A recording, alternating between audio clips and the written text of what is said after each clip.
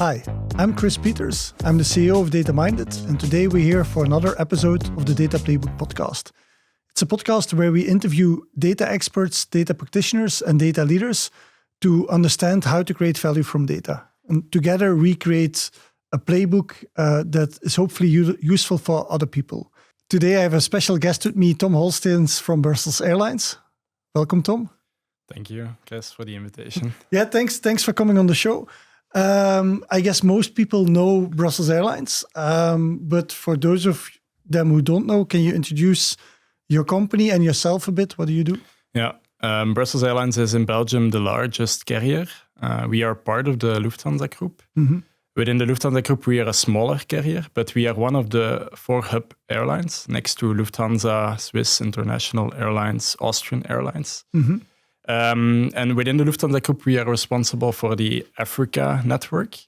So we have a network flying to North Atlantic, Europe, and then Africa. Yeah, all right. And can you also introduce yourself? What is your role at the organization and what is your background? I'm currently responsible for head of controlling and business intelligence. And before, I've done several other things in the organization. So, Tom, you have a background in finance, but now you have a dual responsibility of controlling and data, right? So can you talk a bit about your background there? Yes, indeed. So around 10 years ago, I started as a business controller in TUI Belgium. Then I moved to Brussels Airlines. Mm-hmm. I did that for around 3 years, then moved into a completely different responsibility in our commercial department, where I was responsible for the fleet development and strategy. Mm-hmm. But I think in those both roles, data was already very important from day one. So many decisions were made using data, also working with data teams to get the necessary data. And then I moved into my current position as head of a department, where we are heading actually 2 different departments, controlling and business intelligence. They are also both working heavily with data. Mm-hmm. Controlling is of course more financial, but the numerous data that we are there processing is also a cornerstone of the way we have our controlling strategy. I think most people listening to the podcast, they know what business intelligence is, I think, but not a lot of people know what controlling is. So can you explain in layman's terms what that means and why do we need controlling in an organization? Yeah. I think there will be many different definitions of controlling, but as such, departments in an organization or in a broader organization, they act, but you need one department that oversees the overall and financial performance of the company. So every company is setting some goals, but you need a department that is following up. Are we reaching actually these goals? Traditionally, companies would work with FP&A, standing for financial planning and analysis. But it's a bit of a too narrow view, because if you only look to your financials, for example, if you would, for a small company, go to your accountant and you see your financials, you need a lot of more information, background information, related information, to make sense of your financials. Yeah. That's where XP&A comes in the game, like extended planning and analysis, where we try to link financials with all the other relevant departments and information to from there plan our company, and analyze on the performance. Yeah. And where we try to make it simple is a 3-word saying: we plan our company, we measure it, and we act. So we plan something, then we measure our planning. So how is our company supposed to look like in the next 2 years? And then we really act to see, okay, we need to optimize on that side. We need to cut cost on that side. And that is in discussion with all the stakeholders in the company. And so you lead the team of business controllers, am I saying that correctly? Yeah. So the team, I'm the head of the department, but in the department there are different functions. So one function is a team that is actually hosting the Planning Center of Excellence. So they host the planning software in order to do this. Mm-hmm. They also host tooling related to SAP. So of course, SAP as an ERP system is really important.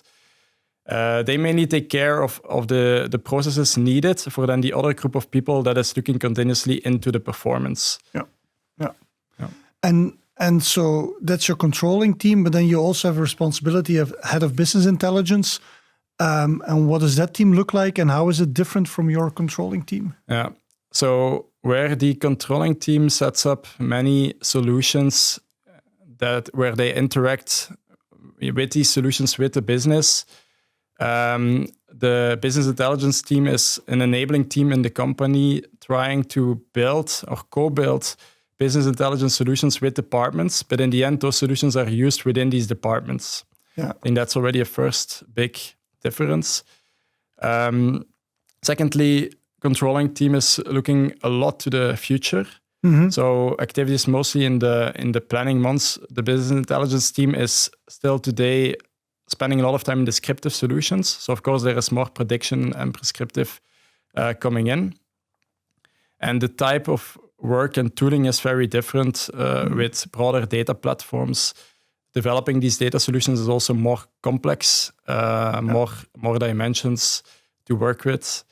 But in the end, both teams are providing a service in the company and working with business stakeholders to create impact. Yeah. But so you are more of a generalist leader, if you will, because you have to manage finance teams, data teams. How do you look at that yourself? Are you comfortable with that, or would you rather see it another way? Yes, it's as it's different. I, as a manager, ask myself where we need to create impact. Mm-hmm. So for business intelligence, the question is, where should we be with data? Where can we have the biggest impact? An always active discussion is, many people, of course, want data solutions, but we have the discussion, okay, which is now the exact next solution that will bring the most benefit in our company? And that is strongly linked with my other responsibility, because from the controlling side, I know where the company weakness is, where the strength is. So sometimes on data side, I tend to have discussions about, should we not leverage more data solutions in the areas where we are having potential for improvement, where in some areas we are already quite strong. Yeah, absolutely. So it gives you a bit of an advantage to understand here there are some levers I can pull, because I know this is the biggest optimization potential is here and not there, right? Okay. Yes. Yeah. And maybe a funny part of it is, in an organization, controlling is working, of course, with departments, but people don't like to be too much invited by controlling, because it's often explaining their performance, explaining why something is deviating, compared to a data team where everybody likes to work with, because this corporation is needed to build their data solution. So that's also another dimension to take care of. Interesting. Your controlling team is seen as the police, maybe.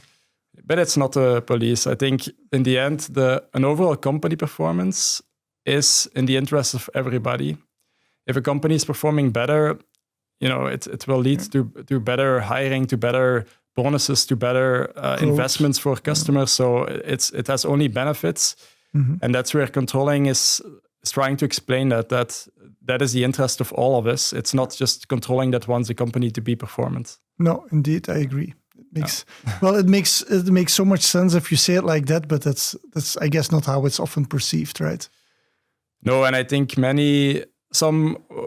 obviously in times when commercially things are going down, the only reaction you have is to do something on your cost side. Yeah. And dry cost cutting is nobody likes that. No. That's where we came in already for some time with an efficiency program to really look in terms of efficiency. So how can we be more efficient with our manpower? How can we be more efficient with AI?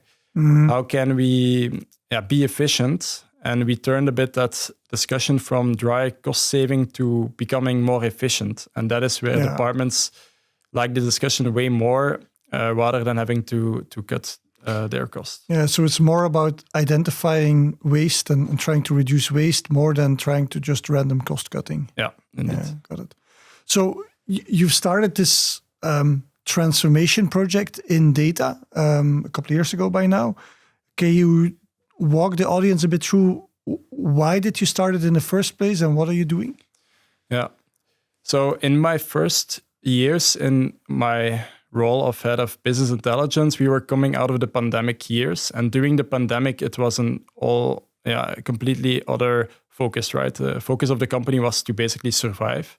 Then coming out of the crisis, we had a completely different organization. The organization restructured. Many people had left. And from a data perspective, there were quite deep issues. I think one main issue was we were not able to answer simple business questions anymore. It was linked to, I would call it, spaghetti warehouse. So we had a warehouse that was built in the last 10 years, but it was so complex that even a data team had problems to understand how to work with it. Secondly, in terms of ownership, because many people left, our central team was becoming owner of many things of which we should not be owner of. So we had some critical dashboards, data assets that were used in the past by the organization, but because of the change, nobody really felt ownership anymore. Yeah. And it the people who built it, they already left. So your team had to run it, but they had no idea how it was created. Yes, because it was once created in the business. These people left, and it was a vicious circle because in order to understand how it worked, you had to go into the spaghetti. Nobody liked to go into the spaghetti. Yeah. And what I think was the most painful is that nobody liked to be in that situation. Neither business teams that want to be enabled to work with their data, and our central team that is supposed to do that. So it was really a situation from where I said we need a transformation. Yeah, it was a lose-lose. Lose-lose. And your team was the bottleneck for the rest of the organization to get insights from data, right? It was a bottleneck in the sense that, many questions had to pass via the data team, which was not the biggest team in the organization neither. And indeed, it just became a bottleneck because ownership about data was hardly possible within the department at the time. Yeah.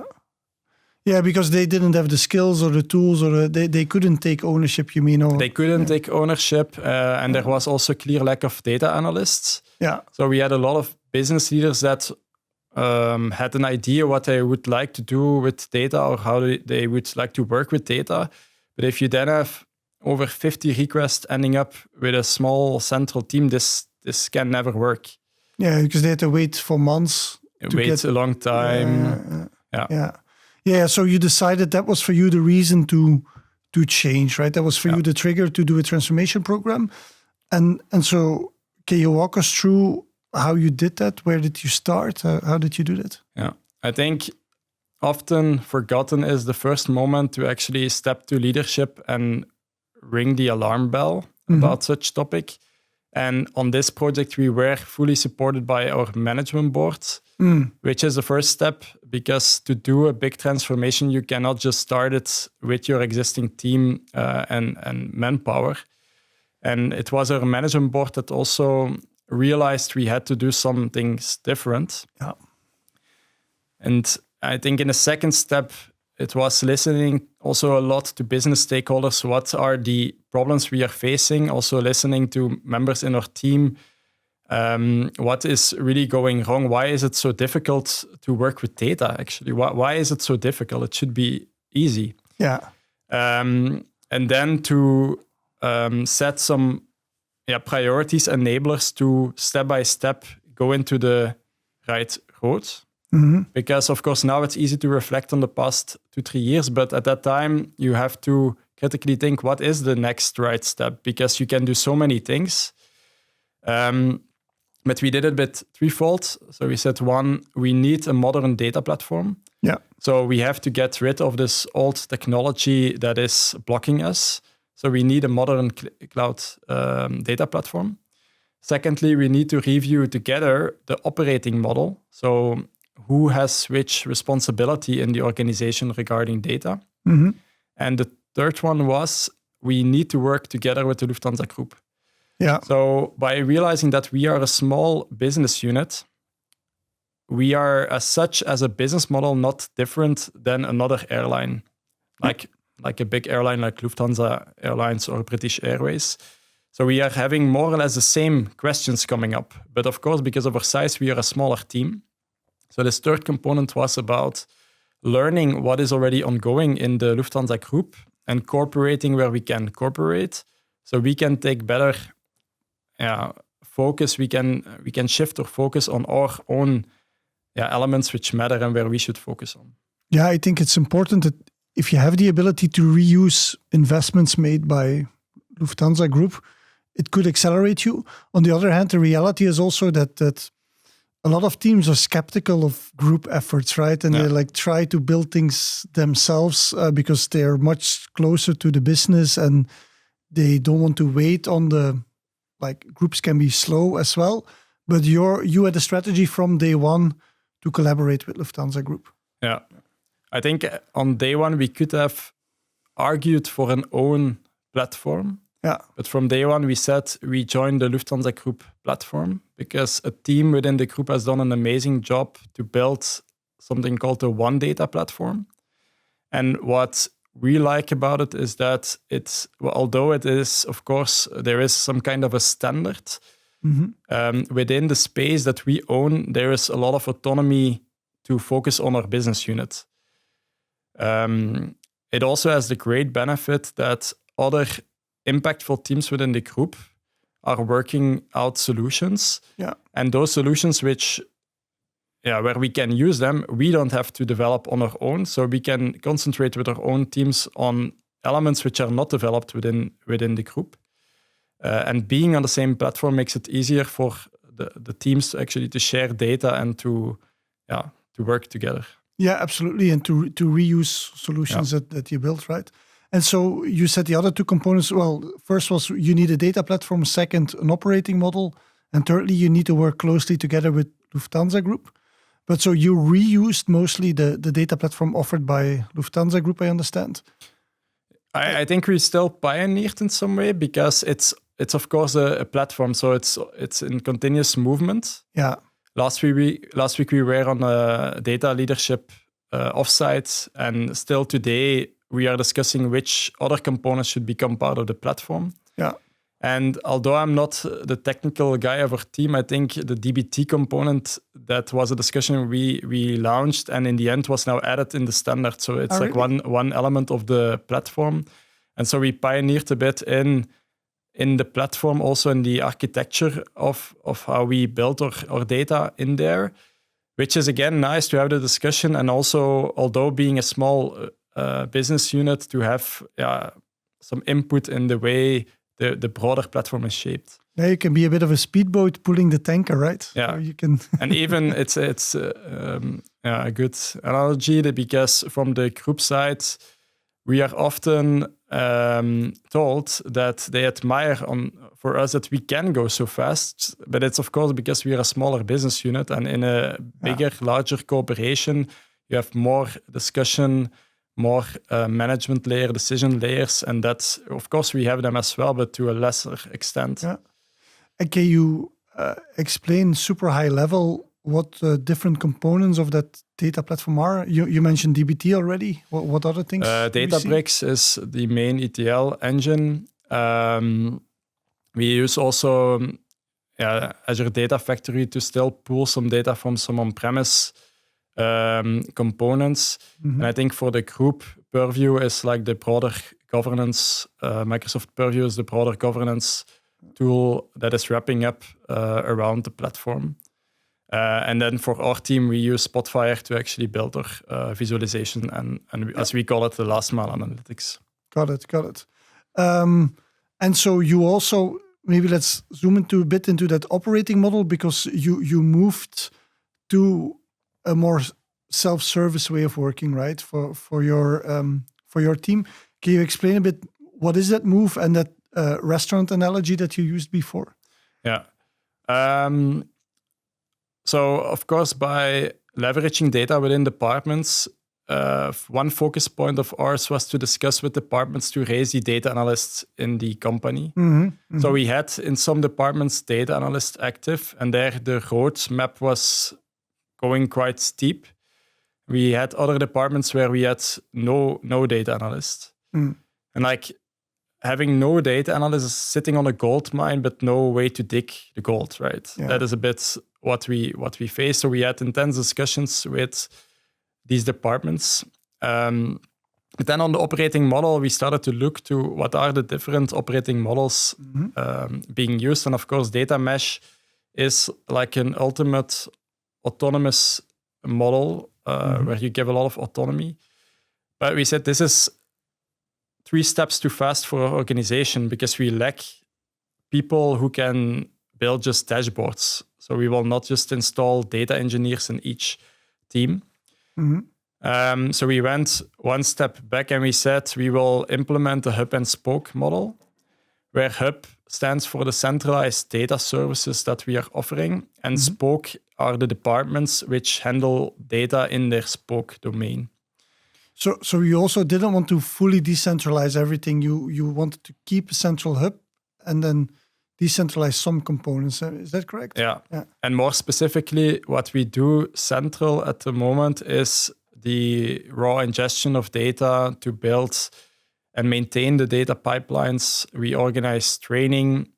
We are there to support the departments. We are building the data development pipeline. But what we ask them to manage in their department is to really first start, what do they want to reach with data? So this should be in the department, what is the goal they have with data? And to run the last mile analytics. So once data is coming available in tables or whatever form, ideally, we want as a first step that departments there take it on and do the magic in the BI tooling to generate insights and steer decisions. We still have departments where this is not possible. So we have some departments where we have a discussion, it doesn't really make sense to have one data analyst full-time in the department, and we are there for these teams to support them. So we have own data analysts within our team that can support, but ideally our opinion is that this should happen in the department. And then once the last mile analytics is built, does the ownership remain in the business department, or do you do the run of all those dashboards? So we will maintain the quality. So quality in the sense of like the data pipelines behind. We will maintain that. But we ask the departments to really be responsible. So they are also becoming responsible for the data products that are behind. And for example, if they plan to have a migration of a source tool, which in the end is going into their own last mile analytics, we expect, of course, them to inform us upfront and to be part of that migration.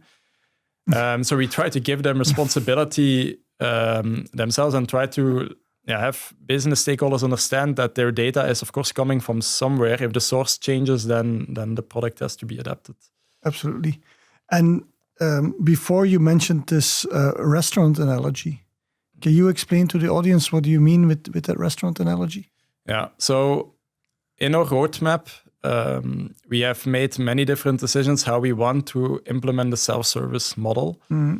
But we still thought about it, how should we explain it to citizens? So of course, explaining it to data analysts that work closer to our department is easier, but to data citizens, how should we explain them what is our data platform, what can you do with it? We made a choice to build our architecture on data products. And that's where we started to make the analogy with a restaurant, where people also come to a restaurant. They want to have a nice evening, they want to have a nice meal, but how it's actually done in the kitchen or how it's cooked in the kitchen, you don't care. You like to have a nice service, but you don't care how it's being built or cooked. That's what we explained, but then we made the jump to explain them. If you enter a restaurant, you want to know what is available. Because as we work with data products, the first questions we were receiving is, what are the data products that you have? So we have a catalog, data product catalog, where people can see what is the main purpose of a data product, who is the owner of it. So we said we also have this menu where you can see which products are available. Then we went one step further, that on our platform for data analysts, it is possible to make their own prototypes to experiment. And that's what we called like a buffet bar. So people can go to the buffet and actually select the data they need, build a prototype, and without actually the help of our department can release value from the data, because they again have the insights and the domain knowledge, what they want to find. But in both situations, are you still responsible for the quality of that data, or does it shift to them? At the moment, it's a discussion point at the moment. So at the moment, I would say the majority of the 40 data products is really stable and strong. And at the moment, we are discussing how are we maintaining that in the future.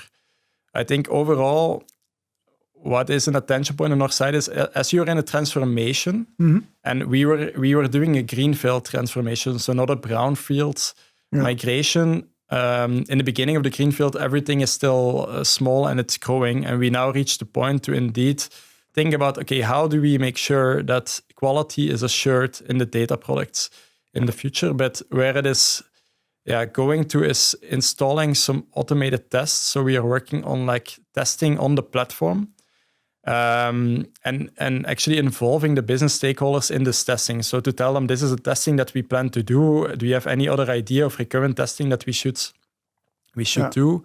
And as I again said earlier, to regularly meet with the stakeholders so that they have maybe input on changes that we will expect. Yeah, because I guess in the restaurant analogy, it is easy or doable to be responsible for, let's say, the quality of the raw ingredients. Like you make sure that the lettuce you get in is fresh and the potatoes are fresh and the meat.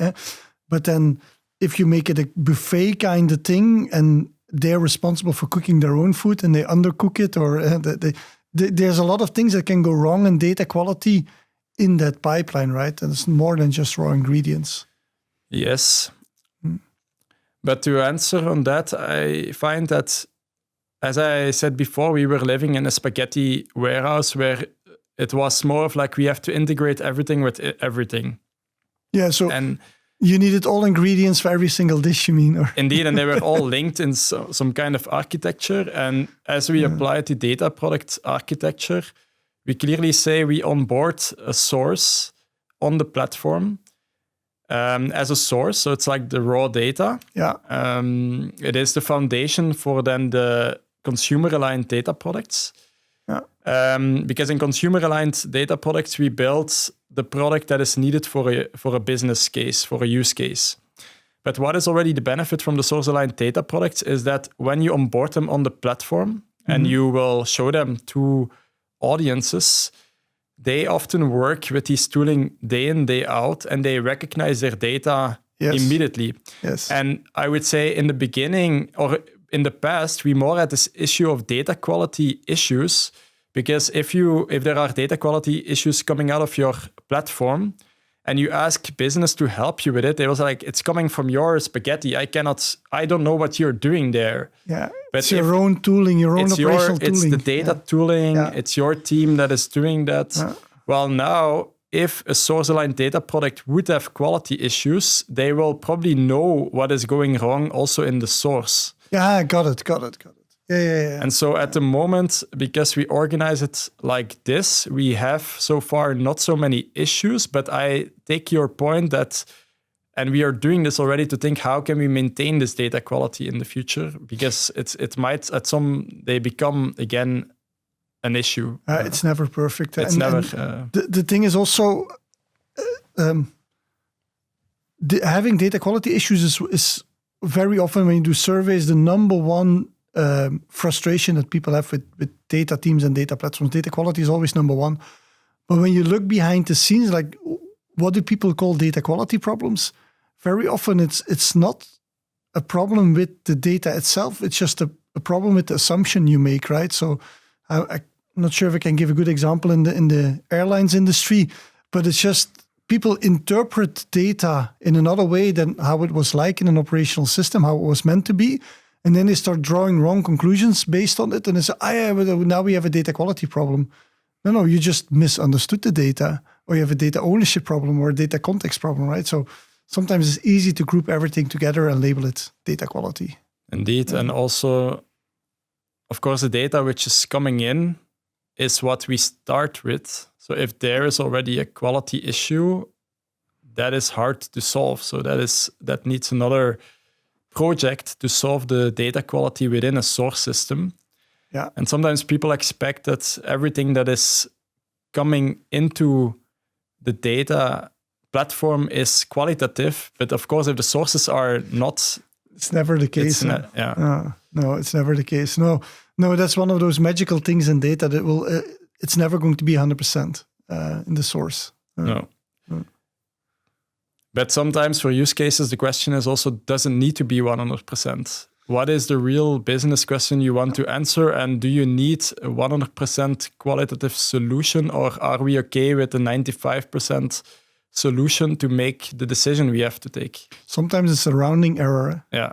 I know of a case in telco where they had to analyze a whole stream of data from devices, but a lot of the millions of devices. And there were also some test devices on the network. By design, right? You want test devices. And there was a whole discussion about filtering out the data for those test devices. It was like, guys, like if 1 out of 1 million devices is a test device, even if that's like the most random data coming out of the test, like how much will that influence your final report? You won't even see it. It's a rounding error, right? But then letting that go, like, okay, it's okay to have those test devices in my data.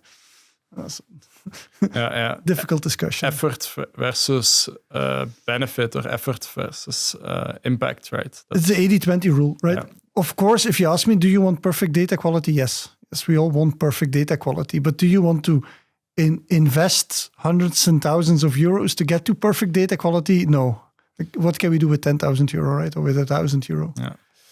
I think there are enough memes about data governance or data quality, asking everybody, do we all want 100% good data quality? Everybody wants it. Do you want to spend many hours helping to get this data quality? Nobody likes to do it. So it's to be smart and to build in automated testing to enable it. Yeah, it actually brings me to my next topic, enablement and culture. So doing this transformation, there was part aligning with the Lufthansa group and data platform and data product thinking and tooling and all of that stuff. But a part of it is also investing in people, right? Because you said when you took on the job, there was not enough data analysts. So what are you doing to upskill the people in the organization with data? Yeah.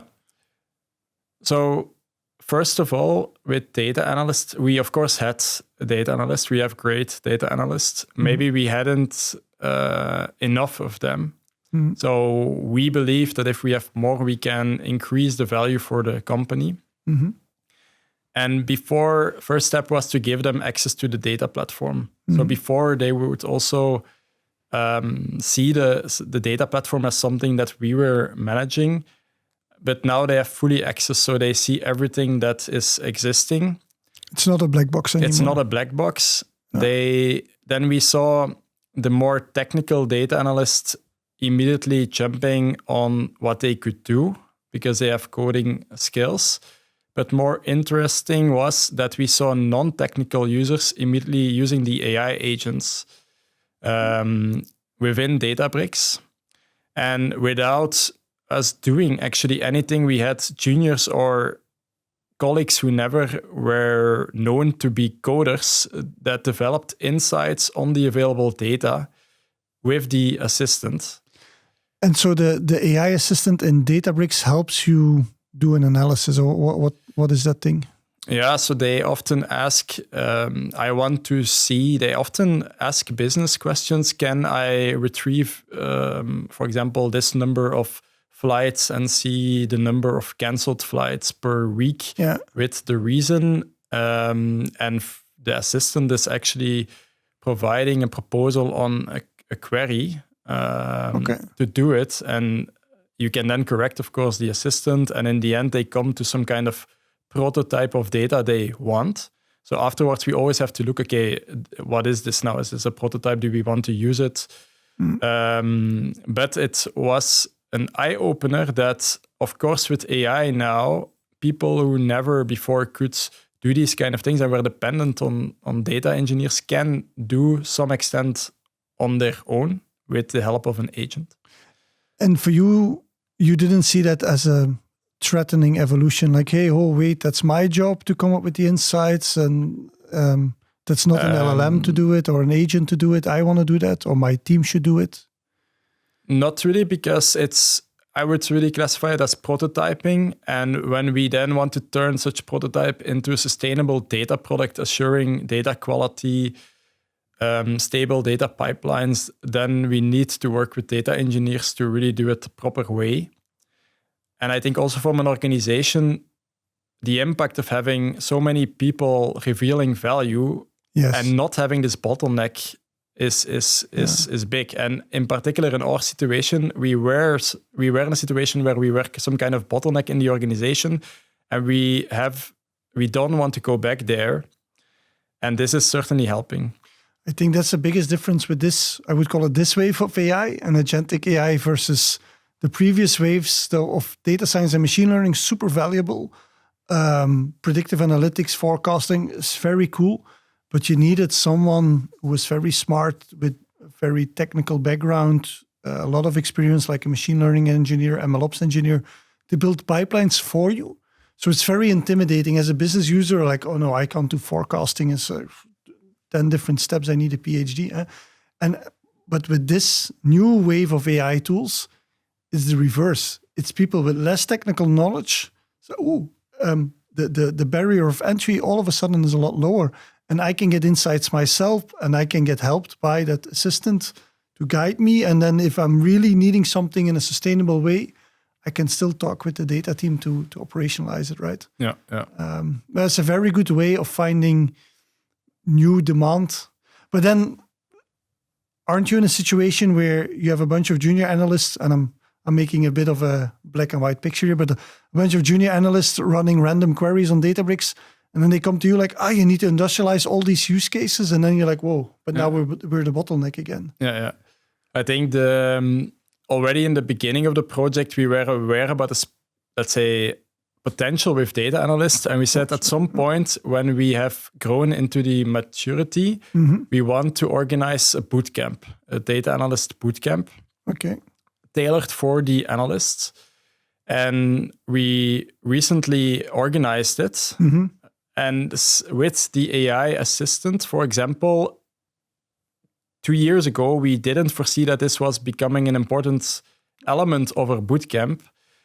But as we organized it recently, it was a 5-day event for juniors and seniors, but they were split into 2 groups, where the juniors were actually educated and shown what are the practices, how we work. And that is also where we also told them, okay, you can go on the platform, build, but of course there are some rules that we all obey to. Like what, for instance? That, for example, scheduling a recurrent job should be done together. It's not the purpose that everybody schedules these jobs and that, or that we would have a lot of computing power on the platform on an efficient query, which is costing the company a lot of money. Yeah, and if you do that for 5 years, you end up with the same spaghetti that you found. Yes, or that the person might leave the company, the team. Then in that situation, the team would come to our team. Yeah, but this is a solution we now use. Okay, but we don't know about this solution. And I think that's what we now really try to avoid. So they're free to experiment and do prototyping, but the moment it needs to be industrialized, you need to put some governance around it, right? Yes. Yeah. And then, so you said you're embracing data product thinking. So every solution that you industrialize becomes a data product or multiple? How should I see As from the moment it's used by 2 or more. Teams or persons? Persons. So as from the moment 2 people in the organization are recurrently using something, like a data product or like a set of tables that is going into a dashboard, it becomes a data product where then this is a mandatory element that the data product owner has to flag the description of this data product, becomes the owner of it, has to provide and look with us on some metadata. Yeah. And that is to make it, of course, more robust because it is ending in our data product catalog where people might go and try to find it. So we need some information. And that ownership of a data product remains in that business unit, or is moves to your team then?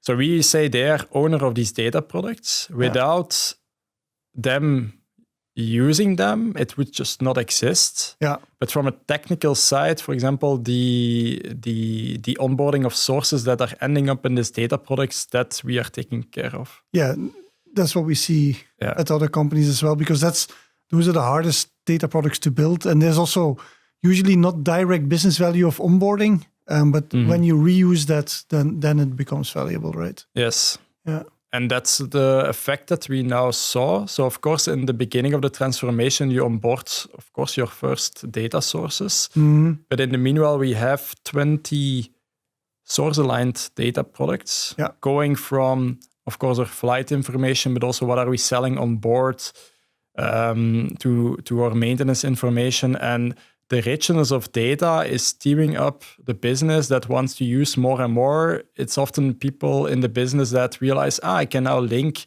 this data with that data. And so it's like a snowball effect on your platform if people want to use more and more. And in particular, recycling of existing data products. So we don't need to recreate or create new data products on top every time. Often users come to our team saying, like, I have this idea, I want to do this. And often we can say, but this is already part of a data product. Go to the data analyst in that team who can just maybe create another tab in the dashboard or create one additional filter and you are settled. Yeah. Yeah. And so now you're in that snowball mode that every new use case, the incremental effort for a new use case becomes lower and lower, right? Because there's so much there. But I guess you had to bootstrap that initiative. Like the first data product to get onboarded had to ingest all the sources it needed, had to go through all the governance steps. So how did you win over the business to build a new platform? Because you already had something, right? So why start from scratch? Yeah. That was hard indeed in the beginning, because now it is easy to convince people about we have a data platform, it is beneficial to departments, but in the beginning, even in particular coming out of a situation which was not helping them, how to convince departments. And I think we said at that time to really focus on a department that has a clear business goal. Yeah. Because building data for the broader audience or for a company that will eventually use it is a bit vague. Yeah. So we looked for a department that really had a clear target on data, where it was really clear, okay, this is what we want, and the platform has to enable this. So you focused on one very particular use case to start? We focused then on two particular use cases in two different domains. So one was in the domain of HR, the other was in the domain of in-flight product. So that's our department that takes care of all the food served and sold on board. Yeah. And they had a really clear target what they wanted to do with data. And we were then successful in developing these products, which then, of course, were examples of the data platform and our hope also that a more modern data platform can enable this much faster, or hope that data product architecture can help us showed at that time that it was possible. Of course, there was a time for development, and it was not that we developed these solutions in 1 week. Takes time. But let's say the today also sustainable factor of these products is another world compared to where we were in the past. And maybe a difficult question, but do you know how far you are with onboarding existing data from the company? Would you say 10% of all company data is available on the platform, 20%, 50%, or is it hard to make a guess? We would rather say 75% of data that is really crucial for people. So there will also be data where we can argue, is it needed? And there will be some business users saying, yeah, but it would be nice to have it, but will you really use it? But I think so far we are at 75% of the data. And why? How is that possible? It is possible because we cooperated with the group. The group had a warehouse which contains commercial information. which is it's a huge warehouse in any airline, and we were able to link to it. If we would have had to develop that on our own, it would have taken us probably another 5 years. Yeah. So we onboarded ourselves around, let's say, 19 sources, while the group onboarded or provided that one warehouse, which on its own has actually a lot of different sources and is highly complex. Yeah. So you were accelerated by the group a lot. Yes. Before we go to the next topic, so you invested a lot in training people, in working together with analysts, letting them use also the Databricks agent to do their own prototyping. So it's a lot of collaboration. Also, I hear a lot of collaboration with group. So you're this collaboration guy. But then one dimension of collaboration that I haven't heard is in the airline industry. Well, you told me there's also a lot of suppliers coming up with off-the-shelf solutions. So have you considered, instead of building it yourself or working together with group, taking off-the-shelf solutions from suppliers? And what's your reasoning there? How do you look at that? Yeah. So overall, in many areas of an airline, the domains are really specific and also specific in what they do. So that if you take the example of crew planning, your operational tracking, so your day-to-day operation follow-up, also in controlling the planning software, where our company agrees that this is not something we should develop, we will buy it on the market. Because every airline has the same problem. Indeed. So you have companies then specialized in these kind of specific software for that use case. One example is the whole planning and tracking of crews, so flight crews. So that is one example. Nevertheless, from data, sometimes you have use cases where we also have the discussion, should we indeed go on the market for this use case, where we often argue, but the data sitting on the platform, we can push it to the visualization tool and we can build it. Yeah. So we don't always have to go to specialized software and can do it at a lower cost. Mm-hmm. One recent example is steered by our protection department and flight operations department, where they had the idea to actually grow the self-learning with pilots on providing them more transparency on their own flight information.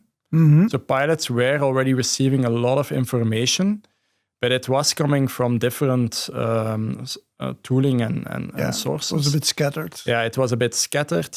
While today they are receiving in a dashboard their personalized information regarding many different topics. So, for example, safety indicators, but also fuel consumption. Yeah. And the overall aim is that they, by seeing this themselves, because in this solution it was really important to restrict the data to their personal data. Yeah. There are some elements where we show their data compared to the community, so they can see how am I doing against the community for, let's say, non-sensible information, but that we increase the self-learning, and then optimize the performance for the company and reduce the risk. But this is a solution you built in-house, or did you take an off-the-shelf solution for this? So this was a co-development with business departments on our team. Yeah. Okay, all right.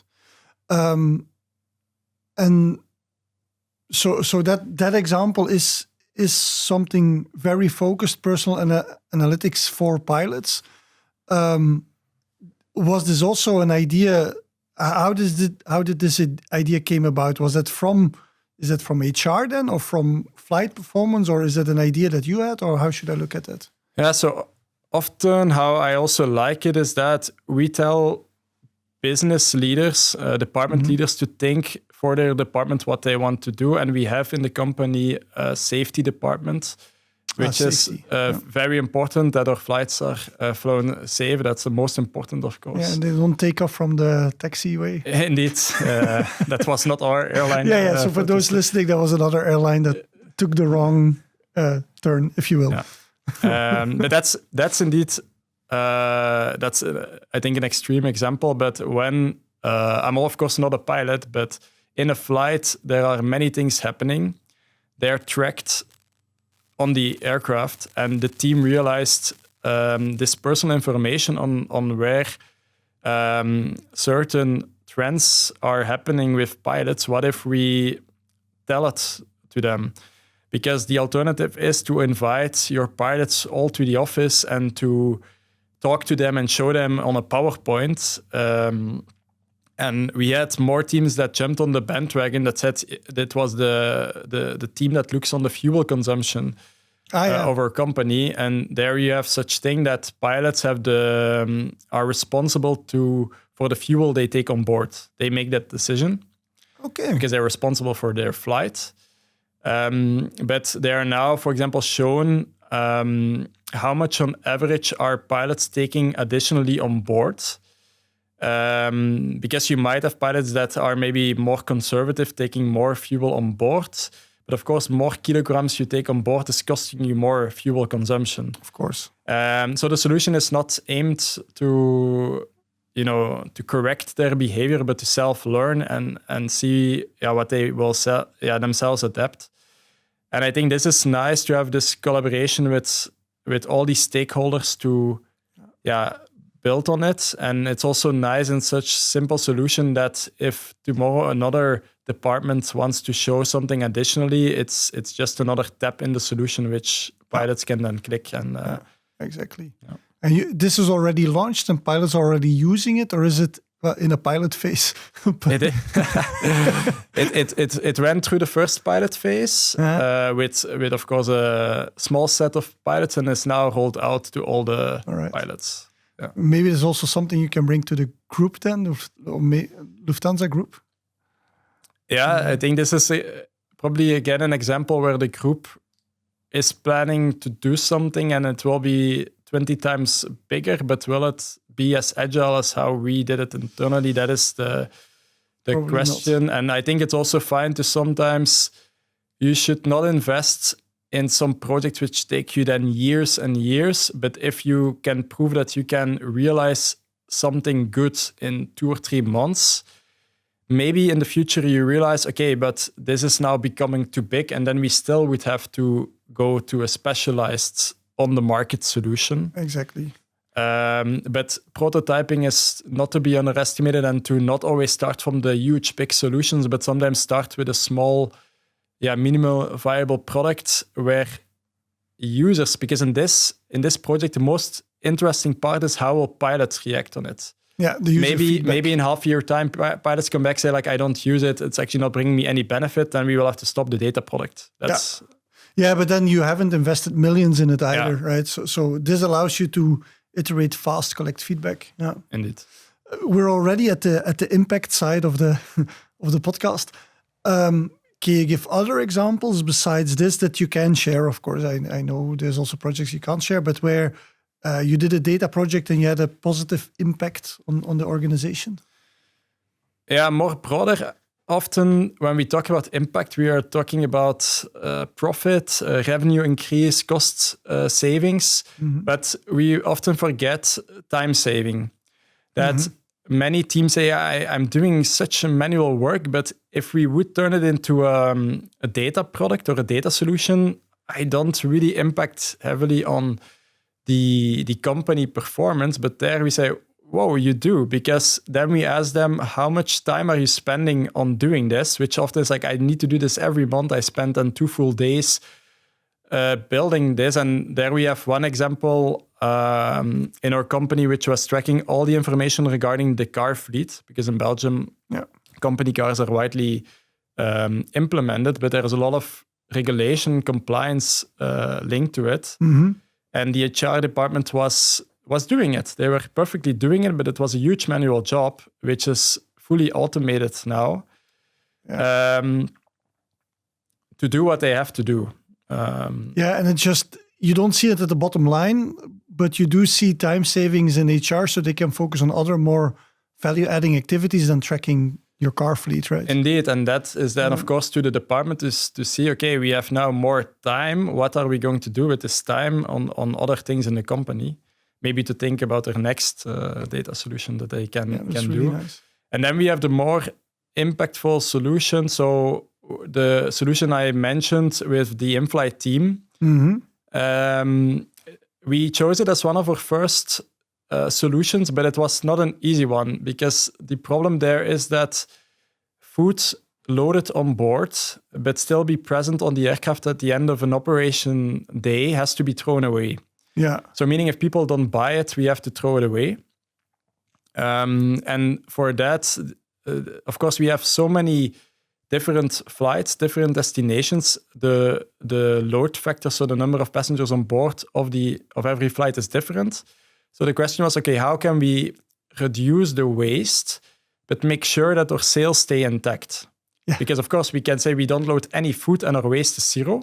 We would throw a party and that would be great, but we would not have sales. And so this project, that was the target, right? And what I liked in the project was that we really focused first on, we first need to measure the waste accurately, because if we build a solution to reduce the waste, but we could not afterwards say what is now really the waste, we cannot track it. So there went already quite some time on, okay, how will we measure waste? Agreeing on this measurement of waste, that was the first step to then focus on, okay, let's build now the solutions to reduce the waste and the algorithm to really define what should be the right loading ratio for each individual flight. Yeah. And after, let's say, 2 years in this project where, the majority of value was already existing, we had now a time of measurement of the project. The team came out that they save 30% of waste reduction with no impact on sales. So it's enormous impact for the team, which is day in, day out using the solution to optimize the food. They have links also to our crew members, where crew members can actually indicate that they were on a flight where customers ordered certain food objects from the menu, but they were not available. This input is being communicated, comes in their data solution, is being taken into account for the next loading, so that we make sure that when customers are on board, they can order their desired food item, and we don't have to throw so much food away at the end of the day. All right. Can you also give us a glimpse of the future? So you're now in this transformation program. Are there still big projects you hope to achieve? Or where do you hope to be with the data team, let's say 2 or 3 years from now? Yeah, so our transformation journey is a multi-year project. But by end of this year, we want to close the project and really go in a sustainable day-to-day operating model. So that means by end of 26, every component that needs to be in place to be sustainable has to be realized. And a major discussion we are currently doing is that in the company, of course, thanks to the project, we have the ability and opportunity to look for many departments in optimization because we have to onboard these data sources. But we will not remain in this project modus forever. So we are having a big focus on what is the best pipeline that we desire in the coming months. Yeah. So to discuss what are really now still the elements where we think there is a major value. And secondly, governance is becoming really important, that we are discussing more in detail. Okay, we have now data products. We agree that departments are owner of this data product, but what does this really mean? So we are currently working to, for example, show data domain owners, so managers on a higher level with broad responsibilities, what are the different data products and data assets in their domain where they are responsible for. Because if you don't show people what they are owner of, this will never work to have ownership in your company. Understood. All right. A final question I always like to wrap up the episode with. What is something you know now to be true about data that you didn't know when you start your career? I think I will repeat something that I've said now before, which is that starting from the fact that time is scarce in any job, the question is, on everything you do, is it creating a business impact or is it enabling business stakeholders so that they can create a business impact? And in particular, in the beginning of a career, you're overwhelmed with just getting to know business, professional life, soft skills, all of these elements. But starting from anything you do, is this having actually an impact? And of course, many times people say, yeah, but we still need it. We still need to do it. But if that's the case, then park it, automate it, or try to not spend so much time on it so that it becomes less of a burden so you can concentrate on impactful things. All right. Cool. Tom, it was a pleasure having you. Good luck in your journey at Brussels Airlines. Thank you. Yes, it was a nice conversation.